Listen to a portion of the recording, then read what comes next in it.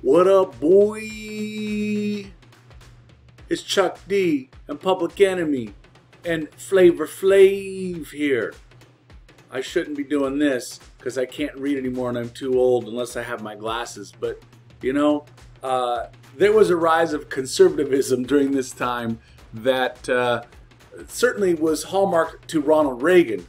But contrary to that, and what I grew up on listening to, was this guy right here. You wouldn't think it, but I was drawn to rap music, the original hip-hop of rap that came out of New York, that really hit it large and hard with this group here, Public Enemy. And I think what resonated with us in this album here is that it spoke truth to the politics of that time.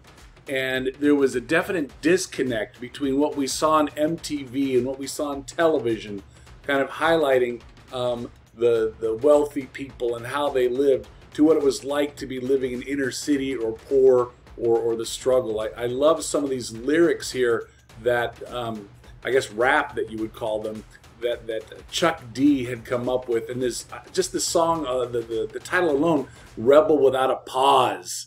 Love that. That's, of course, a play on words, or rebel without a cause. Here there is a definite cause, and they're not going to end up unleashing it or stopping unless they bring about change. And so the music of hip-hop of the 80s to what it is now, I don't even want to begin to go there, but the message they had was speaking truth and reality into the everyday experience. Well, what was this truth and reality? Is that the rich were getting richer and the poor were getting the picture.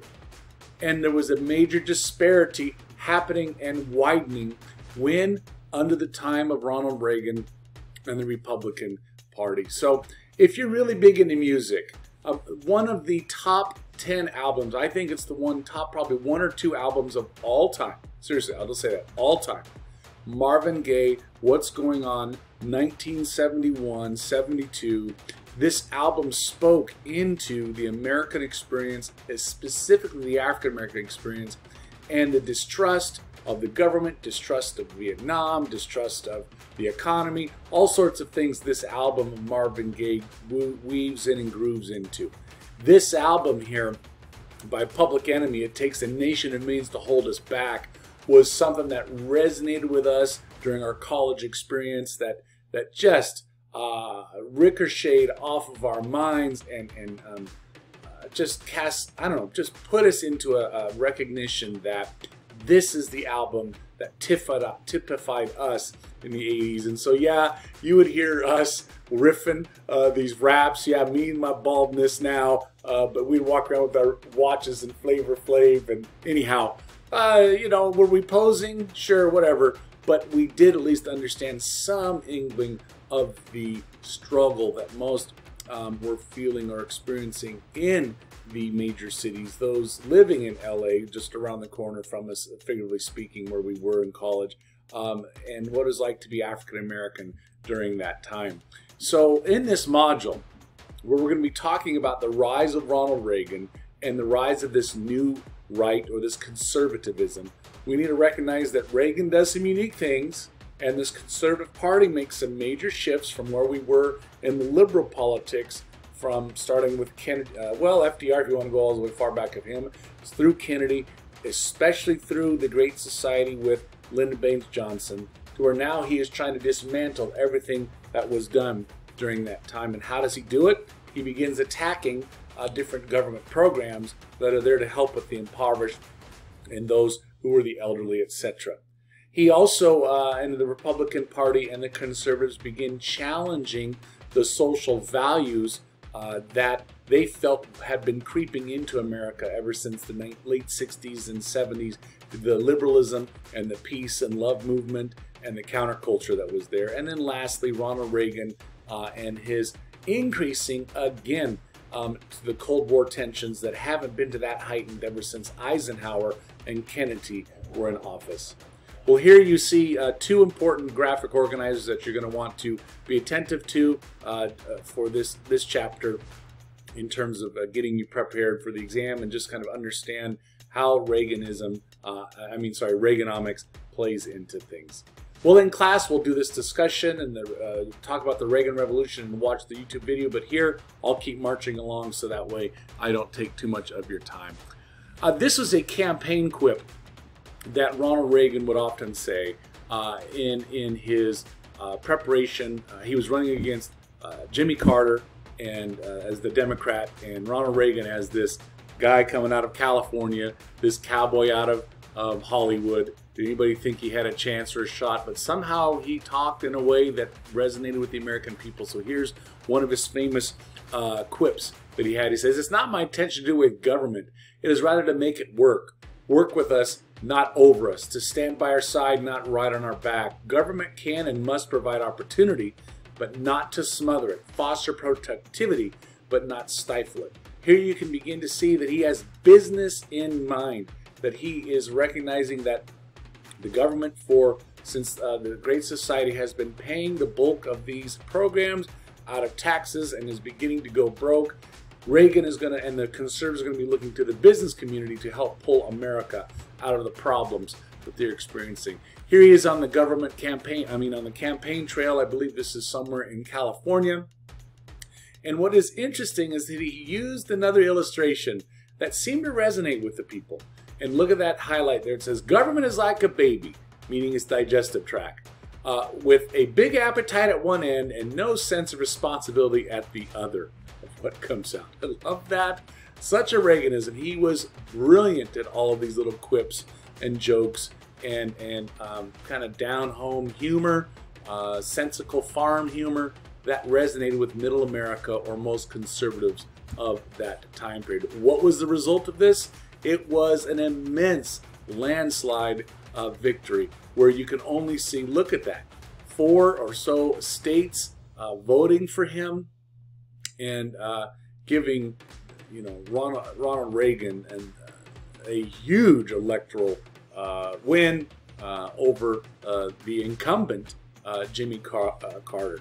What was his slogan? His slogan was that government is the problem with what was going wrong with America, not the solution to the problem. And so we need to recognize that this win of Ronald Reagan here in 1980 represents a major shift across the landscape of America, how they were either weary of the Jimmy Carters and the Democratic Party who could not answer the inflation, could not answer the energy crisis of America at that time. There were no solutions, and so America thought it's time for a new breath of life, and let's see what this cowboy from California can do for us. So with that, let's look at number 1, Reagan and Reaganomics. He wins the election, and it is there that he begins to immediately push his conservative agenda. The first thing is being Reaganomics. Now, this is nothing new to us. This idea of Reaganomics is essentially based on the theory of supply side economics, and so that it's centered on what? Tax cuts and cuts of the domestic programs. He learned this from Margaret Thatcher. He learned this from, I forget the German Chancellor, Kohl is his last name, K-O-H-L, where essentially you got to make some tough decisions. I'm a teacher on a teacher's salary. I can't have steak and lobster every night. In fact, I can't think of when I've had lobster. Steak I had just recently, but that was for a special, event with one of my good buddies for his birthday. So we have to learn how to trim the budget, and so he brought that sensical nature to things that, not everybody in America should have a steak, but at least maybe everybody should have chicken fingers at some point. And so how he did that is he argues that why don't we create this supply side economics, which is basically the trickle down theory. And what does that trickle down with? That the rich will get the benefit, and then it will hopefully trickle to the middle class and then to the poor. Often what we see is that very, very little of that trickle down does actually get to the poor. What else did he was a big proponent of ending these great society measures that LBJ had put in.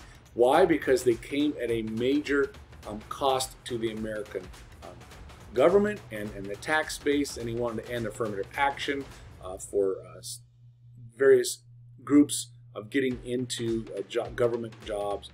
He wanted to advocate traditional religious values, and we'll talk more about what those things mean, I think, here a little bit later on in our lecture. But just recognize this is a major turn of events from what we were experiencing under Lyndon Baines Johnson and under Kennedy, and a little bit under Jimmy Carter during that time.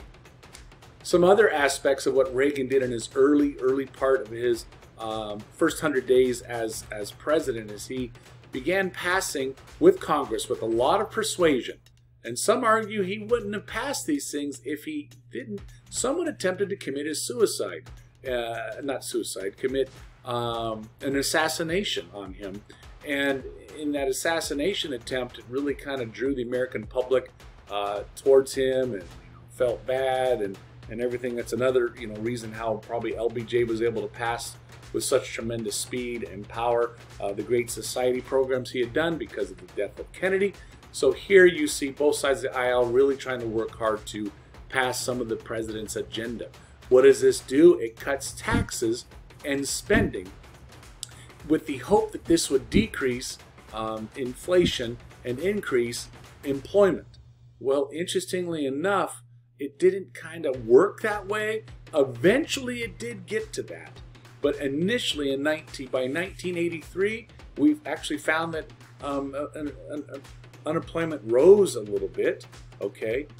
Inflation rose a little bit. By the time we get to 1984, just before he has to be run for re-election again, it has begun working, or allegedly working. And there was enough data to say that the recession had officially ended ever since Ford and Carter were in office, and that America was on this road to recovery with our gross domestic product, I think, at around 4.3 at that time, showing that there was a robust growth at this time.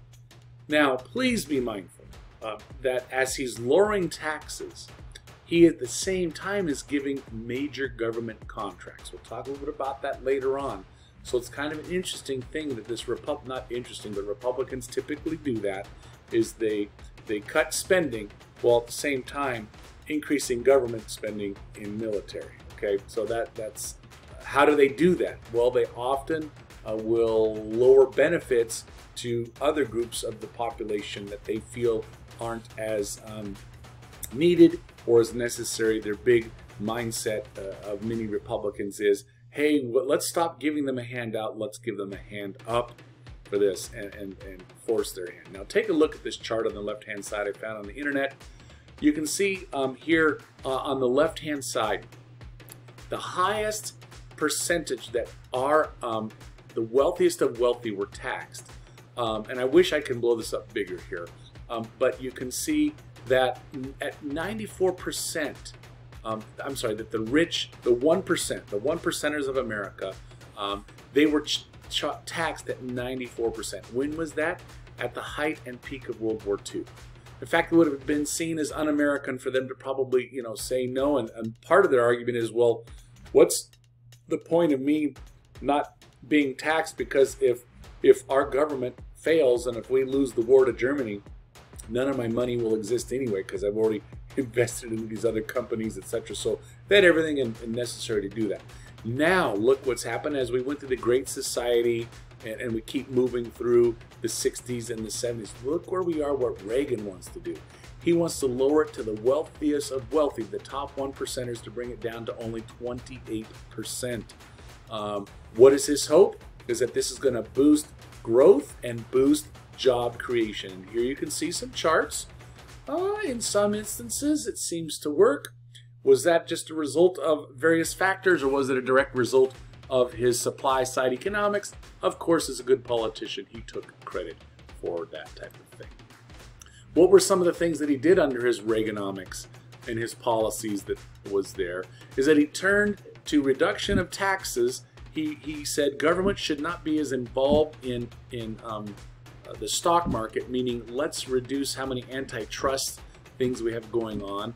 And so by relaxing these rules, specifically to banking industry, he felt this would increase the fluidity of money. When you have the increased fluidity of money, people can take out loans or they can buy stocks and invest in companies, etc. what did this do?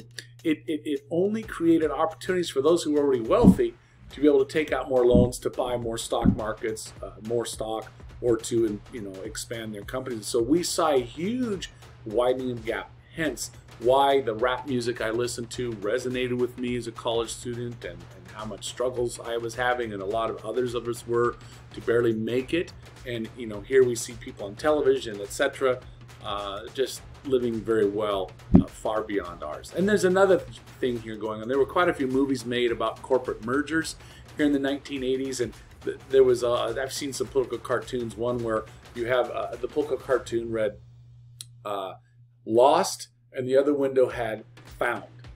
And the running joke was, well, what would happen if a merger, if we combined "Lost" and "Found" together as to one? Okay, and so these mergers were ways in which companies can sell out large percentage of the company and basically fire all of their workers if they wanted to, or eliminate all the union members if they wanted to, and create a new company under a new name and determine who they want to keep on. And that's why I love this joke. Here is St. Peter's at the gate of heaven with the keys. You can see them lingering there, and it says, so you're saying that because of the merger, I have to admit both of you.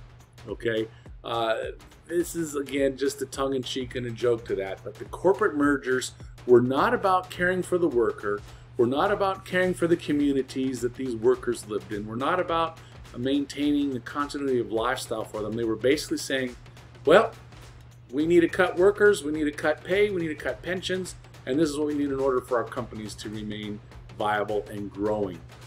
And this was received harshly by many Americans as well, because a lot of people lost their jobs during this time as they were going through the corporate mergers. Hence, more appetite, more munition for the rap groups to politically speak out against Reagan and the Reaganomics during this time.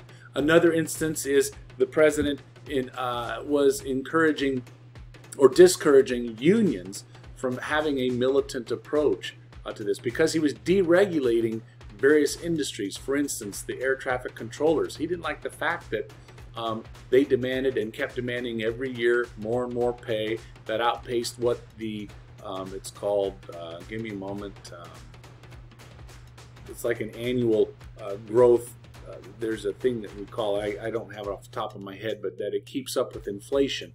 And this thing really began to frustrate him. In fact, these guys were so lazy. One of the air traffic controllers, you can see him right here in this Reagan National Airport at the time. He fell asleep, and because of that, airplanes, with hundreds of people inside of them, actually had to land on different runways without anybody getting them into that.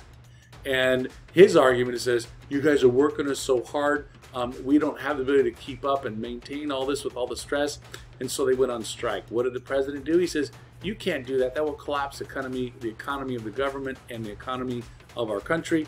Fine, you're done. Bye-bye. And he brought in completely new air traffic controllers and deregulated them so they couldn't ever unionize in that. So this really set a tone and a new direction for, like, Americans were on alert, and America was trying to be at business to keep things from, I guess, keeping the gross domestic product from happening, and unemployment down and inflation down during this time. So very unique things that the Reagan and the conservatives were doing, attacking these old school things that were typically known as, for the Democrats, protecting the worker, protecting the workplace, protecting their incomes, to where now they're like, no, everything's off the table. We want to make sure that only the strongest survive. Okay, on to point number 2, this social conservatism that emerged. As you know, I alluded to that these conservatives blamed many of the problems in America in the 1980s on the liberalism of the past. Whether it was starting with FDR and the New Deal, whether it was continuation of LBJ and the Great Society, these programs, they felt, created a group of Americans that were dependent on the government support rather than independent and growing like they should have. And they also felt that these programs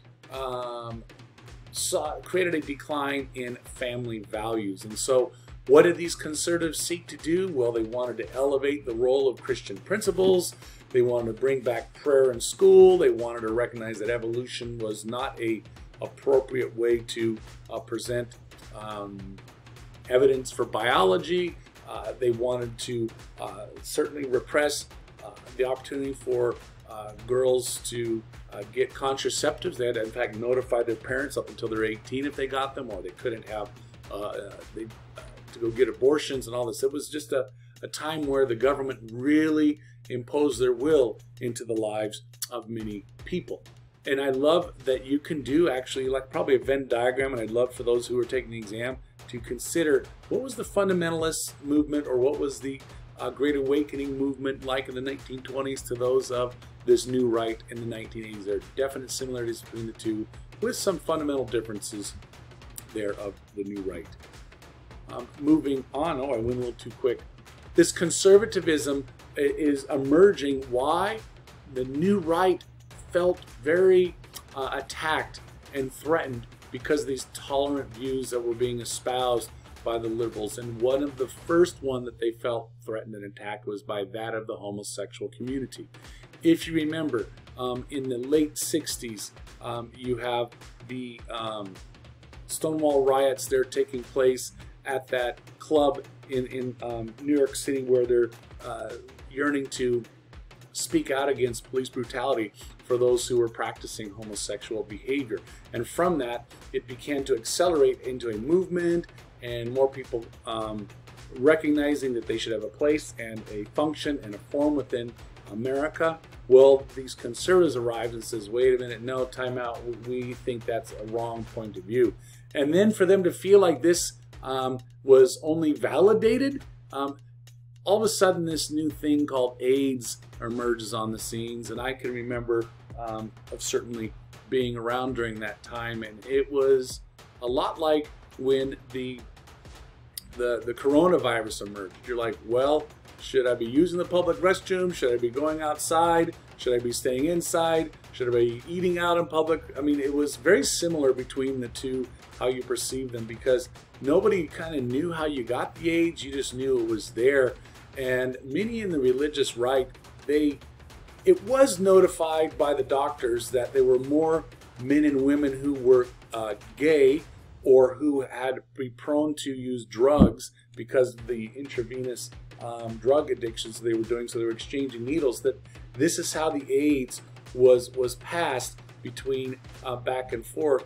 But the really conservative community thought of this as, well, this is confirmation, of course, that God is unhappy with America, and therefore these deviants should be dying on that. And so here you see on the left, very active political, I'm not saying all of them were gay or LGBT. I'm just saying they were recognizing that the government was not proactively working hard enough to find a solution to the AIDS or the HIV epidemic that was there, striking not only America but across the globe. And so here they are on the left-hand side, being relatively militant outside the headquarters of the FDA, where they were supposed to hopefully begin speeding up this finding a cure.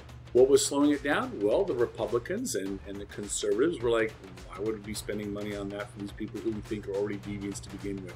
So you can kind of therein see the ugliness that was across the landscape of America and the mistreatment of people. To the right, I can remember in our high school, students of ours were, they gathered around and got together and made, I don't want to call them inserts, but sections of a flag that was then shipped off actually to Washington, D.C. and put there on the lawn. Who knows where? I don't know, but you can see thousands of people sent in these flags that commemorated either the loved ones that had died of AIDS, or loved ones who were gay, or loved ones that they just wanted to acknowledge their support. So a very powerful statement for people in Washington, D.C. to recognize that each of these blankets and drawings represents someone who has passed due to HIV, and what can we do about this? Another aspect that the Republicans were interested in, and this is one that is very confusing to me.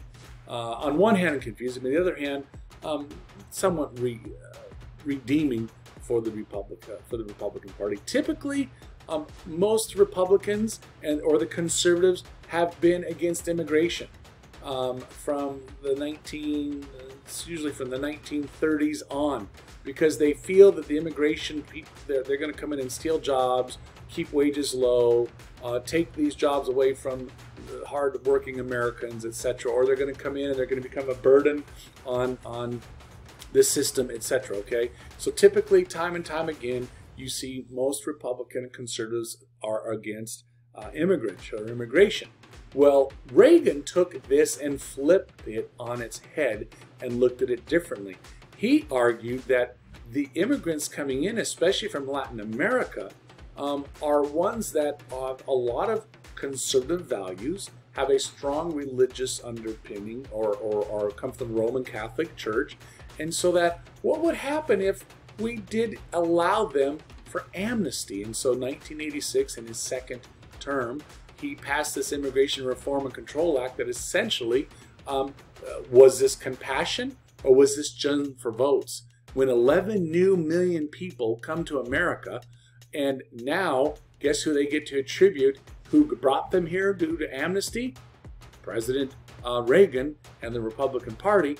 This guaranteed the Republicans probably votes from these Mexican family and immigrant families for years to come. So was it strategy? Was it compassion? I'll leave that to you to make that determination. The third aspect that we need to be mindful about Ronald Reagan in his two terms here, specifically the first term, okay, is what we're talking about, is his elevation and return to the Cold War conversation. We haven't seen it since Nixon, who took a hard line on communism, and his willingness with his Secretary of State Henry Kissinger to begin working behind the scenes of détente to forcibly move some pieces together to cause conversations to take place. And so Reagan thought that this only would happen not by having backdoor channels and conversations between China and Russia, and they don't like each other, so therefore we can benefit like it happened under Nixon's era, but simply by having the biggest, the baddest, the most powerful deterrent out there, the military. And so we're going to begin seeing how President Reagan is going to go on a major spending spree, and he's going to convince Congress that in order for us to defeat this communism around the globe, from Central America to the Middle East, we have to do what? We have to create the largest budget in military spending at this time. In Reagan's year, it went from like $140 billion to $282 billion. Look where it was in Obama, $610 billion. It keeps going up and up and up and up. But look at the ratios there. Typically, this is what happens. America spends about 25% of our budget. That depends on who is in office and power between Democrats and Republicans, but typically it's only off by about 5%. So 25% of our budget just goes towards military and defense. Take a look at Japan over here. Take a look at United Kingdom. Take a look at France.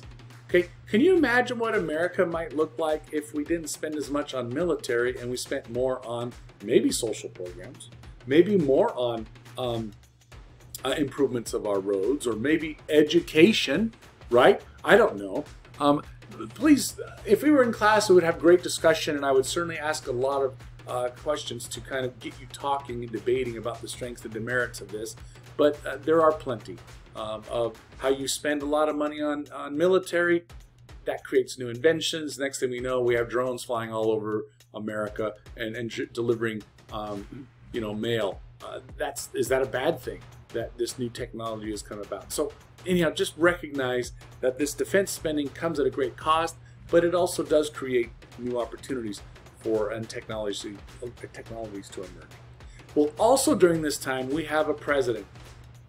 Whether it was real, whether it was a bluff, he goes on national television and he tells the world that we're creating this thing called the SDI, the Strategic Defense Initiative, where we'll essentially have lasers that will shoot the missiles from Russia out of the sky before they land on American soil.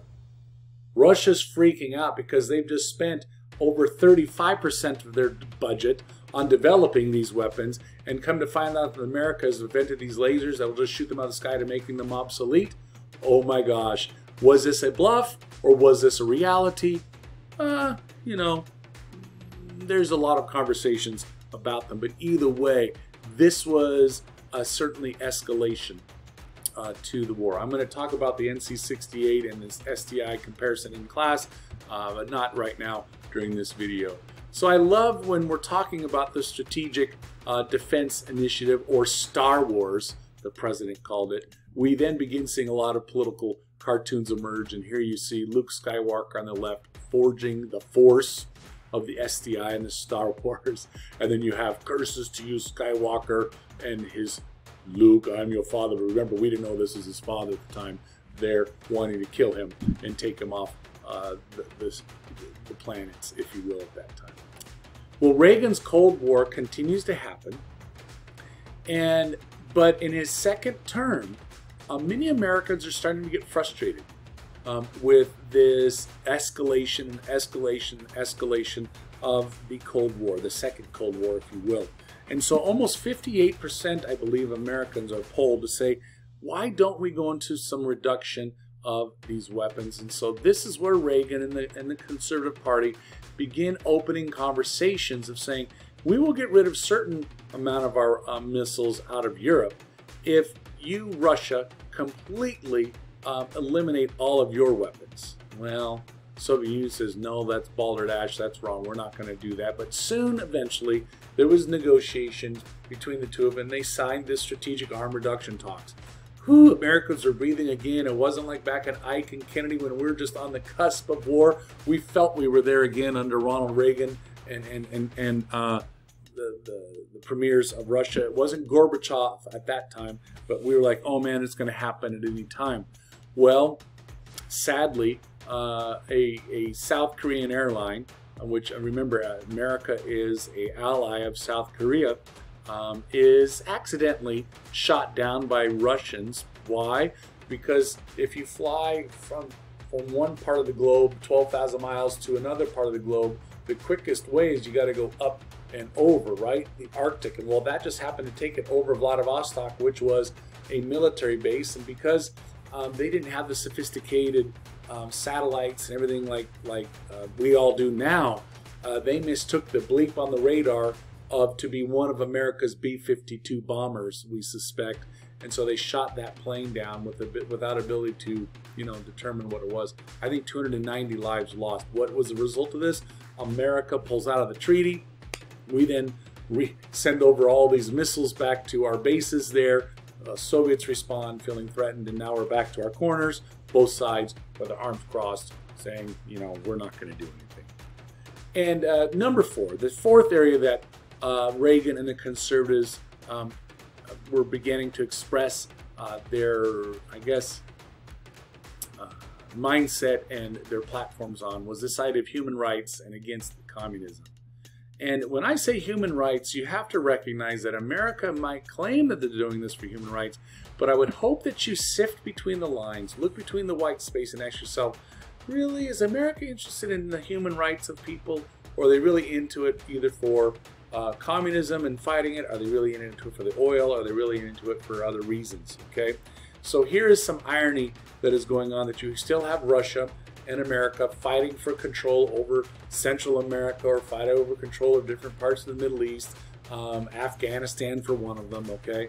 And America is there to try to keep our footprint, especially in our backyard. Remember the Monroe Doctrine, remember the Eisenhower Doctrine. These doctrines were there. Remember, we had the Wilson Doctrine. All these little doctrines were there to kind of protect our backyard as we saw it. And Nicaragua allegedly is our backyard. And it was there that America backed a group of people who, called the Sandinistas, who wanted to overthrow this dictator who was bad, called Somoza. Why was he bad? Well, Somoza was evil, and how he treated his people, there's no, for sure he was that. But he was bad because he was talking to the Cubans and the Russians. Okay? Well, then along comes, another group of people, those Sandinistas who come into power. They themselves are starting to become crooked. What do we need to do? We need to bring in another group called the Contras to be counter-revolutionaries to take out the Sandinistas that did what? We're the ones that put them in power in the 1970s to begin with. So in about a 12-year time, it completely flipped, and America's hands are caught in the cookie jar on both sides of this. In order to fight this, however, America has to do this thing where we sell weapons, and there's about 2,000 men, part of the CIA, that they're training. I'm sorry, not 2,000 CIA, but there are CIA members. They're training and equipping these counter-revolutionaries to take back Nicaragua so they'll be more Americanized, or at least more democratic, okay, since the first plan didn't work for us. Well, the Congress knows what's going on. They passed this thing called the Boland Amendment, which restricts no monies or no weapons can be sent down to Nicaragua. I mean, America has already spent down close to $5 billion to bring down some balance to that. To no end did it work. Well, this is what's going to create a problem for us, because on the next slide, some tricky guys, Oliver North, namely one of them, they began to recognize, well, what if we go and sell guns to Iran? And then Iran sends the profits directly to these rebels, and therefore we work around that Boland Amendment, because we're not officially selling directly to the Contras and giving them money or weapons. They're just getting it from Iran. Well, it was discovered through various different things that these shenanigans were taking place. It came to light. Many men were found guilty and indicted for this. And President Reagan ultimately had to come before the American people and say, I'm the boss, I'm the president, the buck stops with me, I have to take responsibility for this. But then he went along and said a few other things that kind of said, well, I might not have been aware of it, but I'm still going to take the blame for it. So that's found in your textbook, and when we're in class, we'll read it and kind of joke and laugh about if he was sincere or not. Or do I have it in the PowerPoint? I forget if I do that as well. Another thing that Reagan and his conservatives are doing is they're being involved in regions that we really normally haven't been. In South Africa, for instance. In South Africa, we have this African government that is very hard conservatives. So they're loyal to America in that mindset. But what they are doing is they're supporting this idea of like the Jim Crow laws for those living in America at the time. Everything was split between black and white, okay? They lived in these shanty towns like you'd see in the picture in the top right. Here on the left is Nelson Mandela, who was illegally kept in prison. This is Robbins Island, I think it is. He was in prison for 27 years, and he never officially went before a judge and was officially told what his crime was. Yet the African government kept him there, even though the world knew he was there. And our government, ironically, kept supporting this apartheid movement, even though it was taking away liberties of entire thousands upon thousands upon thousands of of Africans down there. Why? Because the ones that wanted to end apartheid were the communists. And the communists were moving in there and trying to have a word on this. So can you just imagine that for a moment, that America, who resonates itself on freedoms and openness, in this instance, it isn't. Well, how does it eventually end up in some regards? Reagan, it comes before Reagan and this whole Anti-Apartheid Act. He doesn't want to sign it because he wants to be a hard line on communism, and he vetoes it. But Congress, which they're controlled by the Democrats, they override the veto and basically enable Americans and the collegiate campuses to begin to make aware of what is taking place there. And this is, I can remember many college campuses, in fact mine as well, there'd be people that would build these little cardboard house like you see here to mimic what the homes were like of those in Lesotho, and I'm forgetting some other of these shanty towns there outside of Cape Town, South Africa. And they're basically telling Americans our company should be divesting from any of those things. So for instance, Bank of America owned tons or had tons of investments there. There were a lot of students, including myself, who had a Bank of America account that went in and said, I am taking my business elsewhere. And then we all wrote letters to various people at Bank of America, to where then Bank of America eventually capitulated, where they were one of the first privately owned industries that said we will no longer do business with the government of South Africa until apartheid comes to an end. So you can understand how apartheid was very similarly associated to the free speech during this time. So a lot of colleges and campuses picked this up and resonated with it. And number 5, what else was going on during this Reaganomics and the time of Ronald Reagan and his 8 years of service is terrorism. Escalated during this time. And again, this year is a TWA flight. TWA doesn't exist anymore. Essentially, these hijacks kept happening, it seemed, on TWA. Why? Because TWA was a relatively international airline at the time, and they eventually got bought out and merged. Remember how we talked about mergers, because their brand name couldn't keep handling the problem. So I think it was either United bought them up or American Airlines. I don't remember off the top of my head. But this is a situation. You see Palestinian, this small group of people right here in Palestine who declare that they have rights to land of Jerusalem. And so because they're declaring rights to land of Jerusalem, they're trying to let it be known that they want to be heard. How are they want to be heard is they begin leading terrorist activities. One time they took an airline here, and another time they actually took an entire boat, an ocean liner, and there were images of people who were killed and dumped off the plane or dumped off the side of the boat, saying how serious they were about this. America found themselves kind of in the midst of these things, as did Russia. Why? All of us wanted this oil that was there. And so and without this oil, America would continue to collapse because we didn't have the balance of energy between nuclear or solar or wind and all that we might have now. Back then, it was definitely oil-driven and oil-based.